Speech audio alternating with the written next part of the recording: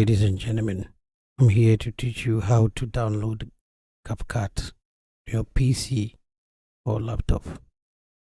First of all, you have to have internet on your computer to access this. Just go to Microsoft Store, click on it, wait for it to open the store. After the store is open, just go to the search bar here and write CapCut. You see CapCut here, just click on it. And you see CapCut is here. It's free in the Microsoft Store. It's already installed on my computer, so you see it's written installed. That's all. Thank you for watching.